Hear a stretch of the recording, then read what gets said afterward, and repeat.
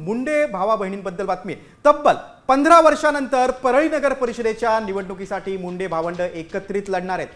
पंकजा मुंडे आणि धनंजय मुंडे निवडणुकीसाठी युती करणार असल्याची सूत्रांनी माहिती दिली आहे। एकत्र लढण्यावर आज शिक्कामोर्तब होण्याची शक्यता वर्तवण्यात येते।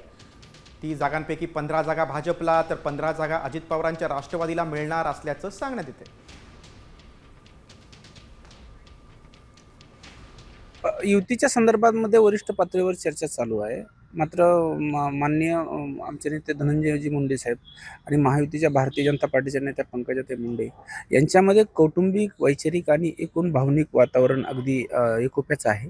राजकीय पातळीवर सुद्धा आमचे समविचारी उमेदवार आहेत आणि या पातळीवर जर आमची जर युती झाली तर मला असं वाटतं की एक ऐतिहासिक निकाल आपल्याला परळीमध्ये बघायला लागेल आणि अगदी एकतर्फी आम्ही स्वॅप करू।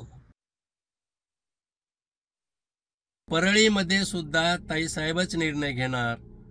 तुम्ही म्हणतात तसं हे खरं आहे की तिथं माजी मंत्री माननीय धनंजयजी मुंडे आणि ताईसाहेब यांची ताकद एकत्र झाल्यानंतर महायुतीचा विजय निश्चितच आहे। विजय कोणीच रोखू शकत नाही, पण या सर्व राजकीय निर्णयामध्ये माननीय ताईसाहेब ठरवतील त्याप्रमाणेच होतील।